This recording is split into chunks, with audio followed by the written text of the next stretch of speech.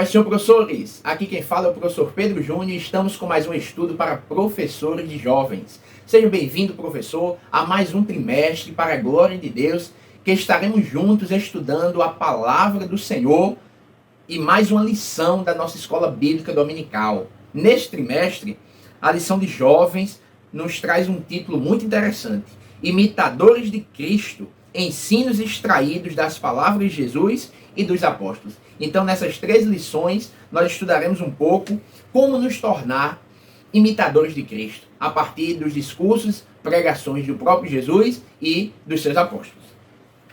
O comentarista da lição é o nosso pastor Tiago Brasil, embora no seu livro de apoio ele tenha contado com a participação também do pastor Marcelo Oliveira e da irmã Thelma Bueno. Hoje estudaremos a primeira lição, que tem por título Morrer para Viver, abrindo mão do eu para seguir a Cristo. O texto principal nos diz: porque se vivemos, para o Senhor vivemos. Se morremos, para o Senhor morremos. De sorte que, ou vivamos ou morramos, somos do Senhor. Romanos, capítulo 14, versículo 8. O resumo da lição nos diz: o cristianismo é um convite a uma vida dedicada exclusivamente à glória de Deus. Você vê também aí na sua lição, querido professor, a leitura semanal. É importante que em grupos de WhatsApp, pessoalmente, nos cultos, você sempre lembre os seus alunos de fazer essa leitura durante a semana. É importante sermos edificados durante a semana com textos que já fazem referência à lição que estudaremos no domingo. São 3 os nossos objetivos. Primeiro, compreender o fato de que recebemos uma vida nova em Jesus Cristo, saber que fomos livres do pecado e mostrar que em Jesus Cristo nascemos de novo. O texto bíblico base para essa lição está escrito na carta de Paulo aos Romanos, capítulo 6, versículo do 1 ao 4. É importante que você faça essa leitura com os seus alunos. A título de introdução, é importante destacarmos que seguir a Jesus não é um processo automático, irrefletido, mecânico, como a lição nos diz. É preciso sim uma ação e uma decisão consciente, cotidiana, paulatina, que tomamos debaixo da operação do Espírito Santo. Então, servir a Deus é dedicação, é no dia a dia, de maneira consciente. Glória a Deus. Para fazermos a vontade do Senhor, não é de qualquer jeito, de maneira impensada, só deixar fluir. Não, nós precisamos tomar decisões a cada dia, e boas decisões, para seguirmos a Cristo e sermos seus imitadores. Pois bem, querido professor, nós temos 3 tópicos nesta lição. O primeiro tópico tem por título a vida nova que recebemos. Segundo tópico, livres do pecado, escravos de Cristo. E o terceiro tópico, já posso viver, pois nasci de novo. No primeiro tópico, é indispensável falarmos para os nossos alunos sobre o batismo em águas, que trata-se de uma analogia, porque da mesma maneira que Jesus morreu, decretando a garantia da nossa vitória final sobre o pecado, também nós, por meio do batismo, anunciamos ao mundo que já não mais nos identificamos com as obras das trevas. E como Jesus ressuscitou, nós também ressuscitamos, vivemos agora em novidade de vida, novas criaturas. Sobre o batismo, eu gostaria de trazer um subsídio. Na página 128 da nossa declaração de fé. Às vezes alguém pensa que o ato de se batizar por si só é sinônimo de regeneração, de ser uma nova criatura, de estar salvo. E não é. O batismo não é salvação, a nossa declaração de fé diz. Somos salvos pela graça mediante a fé. O perdão dos pecados está em conexão com o arrependimento que precede o batismo. Atos capítulo 2, versículo 38 diz: arrependei-vos e cada um de vós seja batizado em nome de Jesus Cristo para perdão dos pecados. Observe que o ato de arrepender-se é anterior ao batismo. Atos capítulo 3, versículos 19 e 20 diz: arrependei-vos, pois, e convertei-vos, para que sejam apagados os vossos pecados, e venham assim os tempos do refrigério pela presença do Senhor. E envie ele a Jesus Cristo, que já dantes foi pregado. Outra vez fazendo referência ao arrependimento, à verdadeira conversão, como responsáveis, sim, pelo perdão dos pecados, em Cristo Jesus, pela sua graça. Marcos capítulo 16 e 16 diz: quem crê e for batizado será salvo, mas quem não crê será condenado. Então esses são apenas uns dos versículos bíblicos que mostram que o batismo em si não é sinônimo de regeneração. Antes de nos batizarmos, nós precisamos aceitar Jesus como Salvador, se arrepender, se converter dos nossos pecados.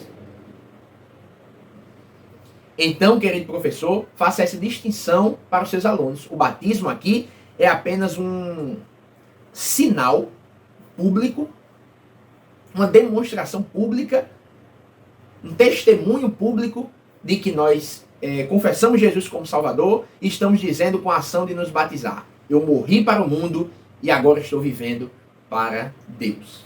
Novas criaturas. Glória a Jesus.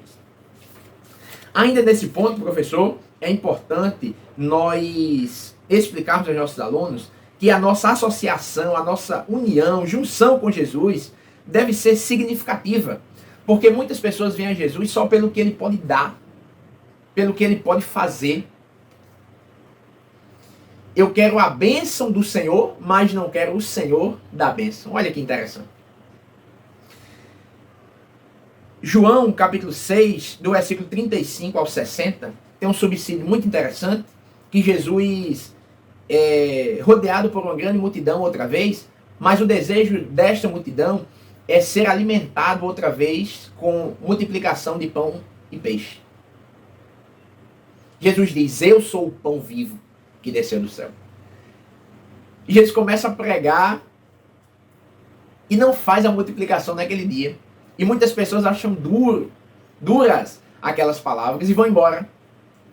Jesus se dirige aos seus discípulos e diz: vocês vão com eles? Pedro se levanta cheio do Espírito e diz: para onde iremos nós, se só tu tens as palavras de vida eterna? Então muitas das vezes nós nos aproximamos de Jesus pelas suas bênçãos, para mudar de vida no sentido material. E aí é uma intenção errada. Não é significativa. Nós precisamos nos aproximar de Jesus para sermos regenerados, para nos tornarmos uma nova criatura, parecermos mais com o Salvador, para experimentarmos assim a plenitude do reino. Você deve ter percebido, professor, que nesse primeiro ponto eu não me detive no subtópico 1, porque ele muito se parece com o que veremos no tópico 3, mas quero deixar um pequeno subsídio de início ainda sobre essa graça de Jesus Cristo que nos faz mudar. Porque a graça de Jesus nos constrange quando ele dá a sua vida por nós, sendo nós ainda pecadores, distantes de Deus, mortos em delitos e ofensas. Nossa declaração de fé na página 113 nos apresenta um comentário interessante. Gostaria de ler para você. Cremos que todos os homens e mulheres foram atingidos pelo pecado a tal ponto que, embora tenham sido feitos à imagem de Deus, não podem por si mesmos chegar a Deus. Não há nada que o homem natural possua ou pratique que lhe faça merecida a graça de Deus. Olha, que graça constrangedora. A Bíblia diz: não há ninguém que entenda, não há ninguém que busque a Deus. Romanos capítulo 3, versículo 11. Estávamos mortos em pecado. Colossenses capítulo 2, versículo 13. Mortos em ofensas. Efésios capítulo 2, versículo 5. E aqui nós estávamos totalmente separados de Deus por causa do pecado. Mas através da graça de Deus, do seu imenso amor, ele envia o seu Filho. E Jesus morre na cruz por nós. Por isso, unicamente e exclusivamente por meio de Jesus vem a nossa salvação. É por meio da graça que Deus capacita o ser humano para que ele responda com fé ao chamado do Evangelho. Gostaria de finalizar esse tópico 1 lendo uma frase que eu escrevi. Estávamos mortos para Deus e vivos para o pecado. Hoje, estamos mortos para o pecado e vivos para Deus.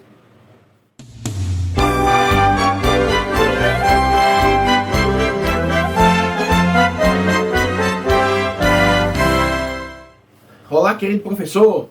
Estamos com mais um Momento EBD. O que é o Momento EBD? Você vai falar com o seu pastor, o seu dirigente, para lhe fornecer 5 minutinhos no culto de domingo, que a igreja está lotada, para você dizer o nome EBD, anunciar a igreja, lembrá-los de que nos domingos pela manhã nós fazemos o trabalho de escola bíblica dominical. Porque tem muita gente na igreja que parece que não sabe. Então nós vamos lembrá-los. Então é o momento de você apresentar rapidamente a sua lição, o que você está estudando, convidar os jovens, chamar a igreja para participarmos. Porque uma igreja que participa da EBD é uma igreja forte que não cai em qualquer vento de doutrina. Então, professor, nós contamos com você como um agente propagador da Escola Bíblica Dominical. Não deixe de fazer o Momento EBD na sua congregação. Você vai ver os resultados em nome de Jesus.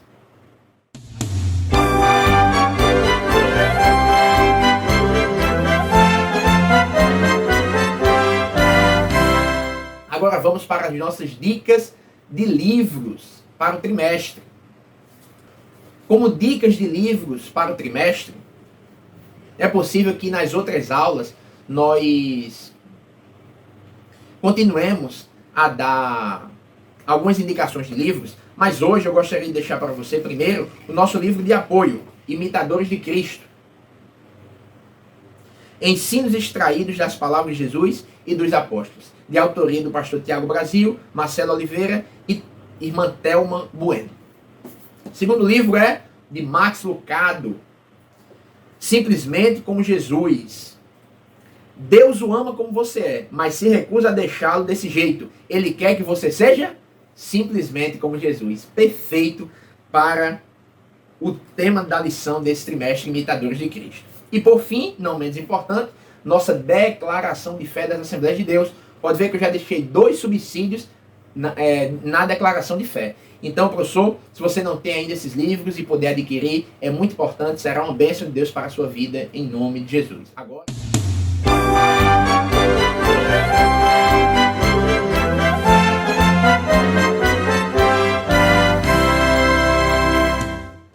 O nosso segundo tópico tem por título Livres do Pecado, Escravos de Cristo. Então aqui, querido professor, é importante nós falarmos do pano de fundo cultural. Na ocasião aqui, a escravidão, utilizado por Paulo para explicar nossa antiga e nova vida. O escravo, na época do apogeu aqui do Império Romano, é diferente, ou o sistema de escravidão é diferente do que nós conhecemos aqui no Brasil, por exemplo.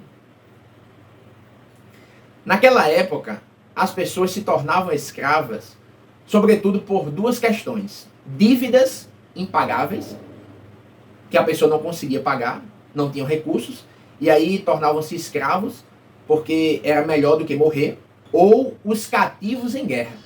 Então aconteciam as guerras e os cativos tornavam-se escravos do povo que os cativou. Então, para um romano, a escravidão era uma espécie de morte social, porque o escravo era tido como objeto de seu senhor. Eles não tinham título de cidadãos. Eles não eram cidadãos romanos. Esse direito só foi adquirido posteriormente e aos poucos com o fim da escravidão. Então, a partir desse pano de fundo, nós conseguimos entender melhor o que o apóstolo Paulo quis dizer. O escravo não tem direito algum. Era reduzido a uma coisa, propriedade do seu senhor. Logo, o escravo faz tudo que o seu senhor manda. O escravo não tem direito, o escravo não tem como sair daquela situação. Não tem como se libertar. E o apóstolo Paulo começa a explicar agora que nós éramos escravos do pecado. Então estávamos acorrentados, amarrados, mortos. E aí nós precisamos explicar aos nossos alunos com exemplos. Os vícios nos dominavam. A prostituição nos dominava. Nós não conseguíamos largar a mentira. Nós éramos trapaceiros, enganadores, maus, escravizados pelo pecado. E quanto mais pecávamos, menos força tínhamos para sair daquela prisão. E ninguém podia nos ajudar. Nem nós mesmos podíamos nos autoajudar. Só Jesus foi capaz de nos livrar desse jugo, dessa servidão, dessa escravidão. Romanos capítulo 6, versículo 16, nos mostra que a quem nós servirmos, este terá domínio sobre nós. E eu preciso servir a algum lado. Ou eu sirvo ao pecado e sou escravo dele, ou eu sirvo a Cristo e sou escravo de Cristo. Romanos capítulo 6, versículo 22, diz que nós agora somos escravos de Cristo. Não receberemos a morte, mas a condição de santificação para a vida. Porque o salário do pecado é a morte, mas o dom gratuito de Deus é a vida. Então Deus nos dá a possibilidade de nos santificarmos e gozarmos vida e vida com abundância, vida eterna. Glória a Deus. Isso parece pesado. O título é Livres do Pecado, Escravos de Cristo. Escravo de Cristo, sim. Nós precisamos explicar aos nossos alunos que éramos escravos do pecado. Jesus nos liberta através de seu sangue. Nós respondemos ao seu chamado por fé. Agora nós somos livres do pecado. Nós somos livres da condenação eterna. Passamos agora a sermos escravos de Cristo, servos de Cristo. Só que João capítulo 15, do 14 a 16, nós vemos que Jesus nos trata diferente. Ele nem quer nos chamar de servos, mas de amigos. Glória a Deus. Ele é um Senhor diferente. Ele nos ama. E embora sejamos seus servos, Ele nos chama de amigos. Glória a Deus. Leia ainda com seus alunos Lucas capítulo 9, versículo 23, para embasar ainda mais esta compreensão. Em Colossenses capítulo 2, versículo 14, diz que tudo foi pago. A nossa dívida com o pecado foi cancelada. Em outras traduções fala de escrito, acusação, dívida. Jesus cravou na cruz, Ele pagou, nós somos livres.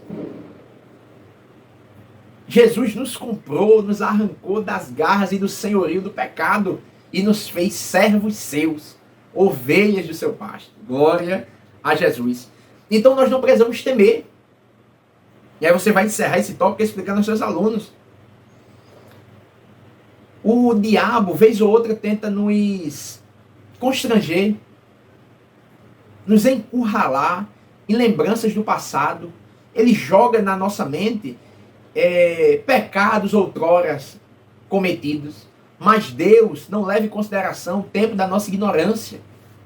Ele pagou toda a dívida, nós não devemos mais nada ao pecado, a Satanás.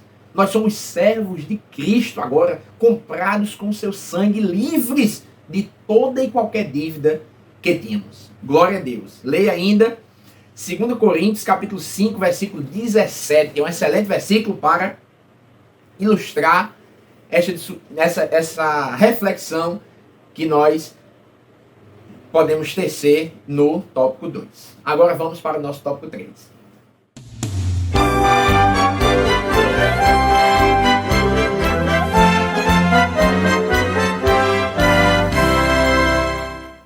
O tópico 3 tem por título: Já posso viver, pois nasci de novo. Lembra que eu falei que o subtópico 1, lá do início do primeiro tópico, tem muito a ver com esse tópico 3? Justamente isso. Aqui nós vamos discutir sobre a obra de Cristo por nós. E aí nós precisamos ter um discernimento sobre isso. Paulo é bastante claro ao afirmar que o reconhecimento do sacrifício vicário de Jesus por nós é fundamental para o estabelecimento de uma vida cristã genuína. Romanos capítulo 6, versículo 11. Nós não podemos conhecer o sacrifício de Cristo, saber que ele morreu por nós, saber que a justiça de Deus precisaria punir o pecador. E Jesus vem morrer no nosso lugar, satisfazendo a justiça de Deus, nos tornando santos diante de Deus. E permanecermos na mesma prática de outrora. Para subsídio desse ponto, eu sugiro Romanos capítulo 6, do 11 ao 14, e ainda Hebreus 10 e 26. Lendo esses versículos, nós entenderemos que, se permanecermos no pecado, se os nossos membros continuarem servindo ao pecado, mesmo depois de entendermos a graça de Jesus por nós, seu sacrifício não é válido para a nossa vida. Nós não seremos perdoados dos nossos pecados, nós não teremos paz com Deus, estaremos ainda caminhando para a perdição eterna. Nós precisamos dizer aos nossos alunos que a graça de Jesus é muito grande, o amor dele é muito grande, mas a justiça dele é do mesmo tamanho da graça e do amor. Então eu reconheço, eu vejo o sacrifício de Jesus, agradeço pela sua salvação, mas não atendo o seu chamado, não faço a sua vontade, não dou um giro de 180 graus na minha vida para andar agora conforme Cristo andou. Não é válido o seu sacrifício para mim. Quem opta por viver assim age como se desejasse, mais uma vez, crucificar a Cristo. Hebreus capítulo 6, versículo 6. Nós precisamos entender que agora nós estamos mortos para o pecado. Romanos capítulo 8, versículo 10. Estamos vivos para Cristo, ou seja, nós não fazemos agora o que fazíamos quando estávamos no mundo, vivos para o pecado e mortos para Deus. Agora é o contrário, nós estamos mortos para o pecado e vivos para Deus. Então nós não fazemos mais agora a vontade do pecado, do diabo, do mundo. Nós fazemos agora a vontade de Deus, nós vivemos em novidade de vida, somos novas criaturas. O pecado nos dominava, mas agora, com o sacrifício de Jesus, ele não tem mais domínio sobre nós. O sacrifício de Jesus e a nossa resposta com a fé nos possibilita viver agora em novidade de vida. Se eu roubava, eu não roubo mais. Se eu adulterava, eu não adultero mais. Se eu mentia, eu não minto mais. E há uma mudança de vida. O Espírito habita em nós, passa a habitar em nós e nos possibilita viver o seu fruto. Termos na nossa vida o seu fruto. Glória a Deus. E a lição ainda traz uma reflexão muito interessante, que é a de muitas igrejas nos dias atuais. Vamos colocar tudo do mundo dentro da igreja para poder conquistar os jovens. Não. Os nossos jovens não precisam disso. Nós precisamos dizer aos nossos alunos que eles não precisam disso. Nós precisamos viver a palavra do jeito que ela é. Nós não precisamos modificar a palavra para entreter os jovens. Ganhar mais públicos na igreja. Não, não. Nós precisamos manter a pureza e a santidade, porque é exigência do Evangelho. 1 Tessalonicenses capítulo 4, versículo do 5 ao 7. Nós precisamos ter uma vida consagrada ao Senhor, uma vida de renúncia, de dedicação. Nós precisamos explicar isso aos nossos alunos. Acho importante fecharmos com essa reflexão. Depois que aceitamos a Jesus, nós tivemos mudança na nossa vida? Eu sou fraco, eu não consigo. Não! O Espírito Santo nos possibilita vivermos diferentes. Porque não somos mais escravos do pecado. Somos escravos de Cristo e vamos obedecer a sua palavra, a sua voz, as suas diretrizes. Então, querido professor, esses são os nossos subsídios. Fique ligado.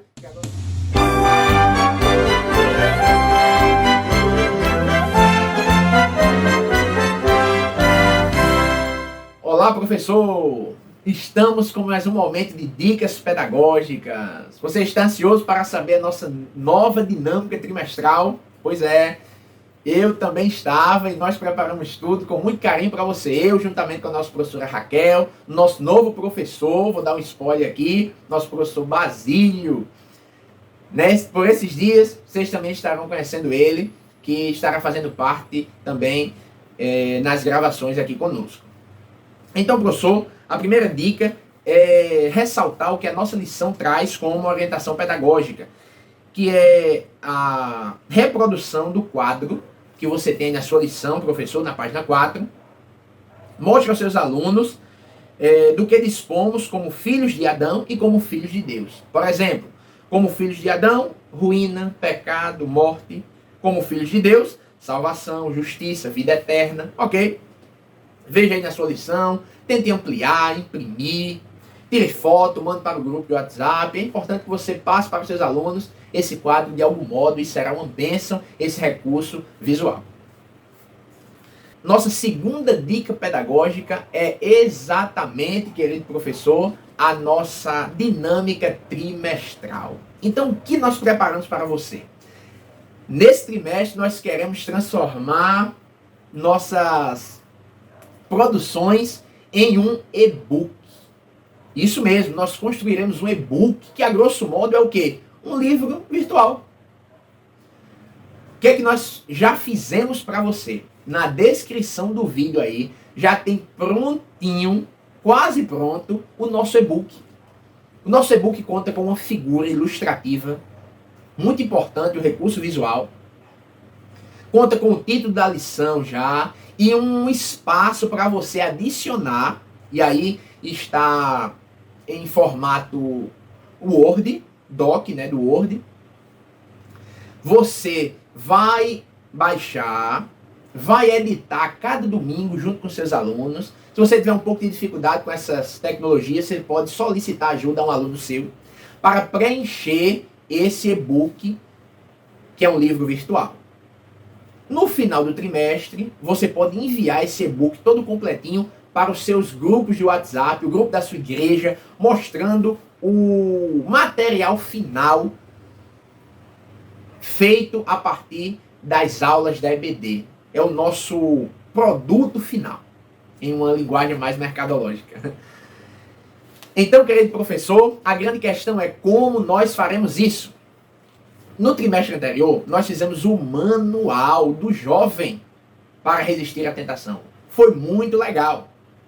Eu ouvi algumas falas dizendo, nós temos que escrever muito, meu Deus, são muitas reflexões, muita escrita. Eu não sei se os seus alunos disseram isso, professor, mas eu ouvi algumas falas assim.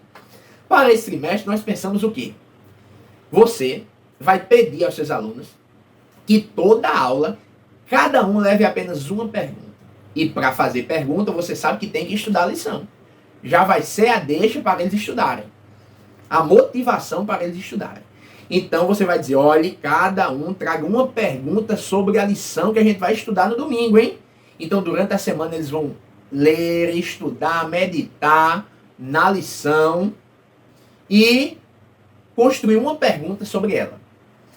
Ao chegar na sala, no domingo, você vai sortear pelo nome dos alunos, uma ou duas perguntas para compor o e-book. Sorteou 2 alunos. Pronto. As 2 perguntas deles serão as perguntas que farão parte do e-book. E a resposta a essas perguntas estará lá também. Como você vai reservar 10 minutos no final da sua aula, vai dividir a sua sala em 2 grupos, vai dar as perguntas aos grupos e os grupos farão uma pergunta lá, farão uma resposta, melhor dizendo, lá junto com você, com o seu monitoramento. Depois que eles responderem as perguntas, você avalia as melhores respostas. Depois que eles fizerem as melhores respostas, professor, serão selecionadas para fazer parte do e-book. Então o e-book já está prontinho, como eu já falei, só tem um espaço das perguntas para você colocar. Então você vai colocar a pergunta ou as perguntas selecionadas e as respostas. Somente, facinho, Facinho. Você vai ver o e-book no final do trimestre, a imagem bonitinha, o título da lição, já está tudo prontinho, que a nossa equipe preparou. E você só vai completar com as perguntas e as respostas. Então nós trabalharemos menos, os alunos não poderão reclamar, a gente vai escrever menos agora. E teremos um material todo online, todo virtual, para nós consultarmos a hora que quisermos e não ter risco de perder. Guarda na nuvem. Glória a Jesus. Irmão Pedro, eu não entendi direito. Entre em contato com a gente, deixe um comentário aí no YouTube. E nesse material que você vai baixar, na descrição do vídeo, tem toda a descrição da atividade. Tudo que eu acabei de falar aqui está escrito lá, para você ler direitinho, revisar, e vai dar tudo certo em nome de Jesus. A primeira e a segunda folha são exemplos. Tem um exemplo lá também que nós deixamos para você ver como é mais ou menos. Depois é só você tirar essas duas folhas iniciais e o resto já vai ser o seu e-book para a glória de Deus. Irmão Pedro, eu não sei trabalhar com material online, eu quero imprimir. Imprima, faça a mão, é com você. A nossa sugestão é que seja um e-book, ou seja, um livro virtual. Mas se não tiver como, não tem problema. Você imprime, preenche com as perguntas e respostas e vai dar tudo certo em nome de Jesus, tá certo? Agora vamos para a nossa última dica pedagógica. Então, essa dica aqui, professor, é para você usar nesta primeira aula. Nós intitulamos de encenação, o escravo e seus senhores. É o título da encenação, uma peça. Você vai precisar de 3 alunos. Um para representar o pecado, um para representar Cristo e um para representar o servo. Como é que vai acontecer essa peça? O servo estará no lado do pecado, inicialmente, representando a nossa vida passada. E a pessoa que estiver representando o pecado, né, dirá assim: faça isso, faça isso, faça isso. E o que são esses issos? São as obras da carne. Onde é que você encontra? Gálatas capítulo 5, do versículo 16 ao 24. Inimizade, porfias, bebedeira. Faça isso, faça isso, faça isso. E o servo vai se movimentar como se estivesse executando a ordem do seu senhor, que é o pecado. Depois vem Jesus, aparece na cena, paga a dívida do escravo e depois começa a mandar ele praticar o quê? O fruto do Espírito. Com os seus diversos bagos, né? Pratique amor. Pratique a benignidade. Pratique a mansidão. E aí o escravo vai começar a se movimentar como se estivesse fazendo aquilo. Vai ser uma encenação bem legal e interessante para nós mostrarmos à turma como era a nossa vida antes e o que nós estávamos obrigados a fazer e como estamos agora sob o senhorio de Cristo e o que ele exige que nós façamos. Ok, professor?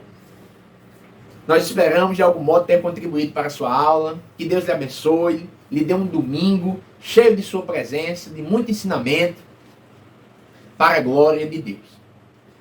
Não esqueça de compartilhar esse vídeo, deixar o seu like, deixe algum comentário caso queira. Até a próxima semana, em nome de Jesus, a todos, a paz do Senhor.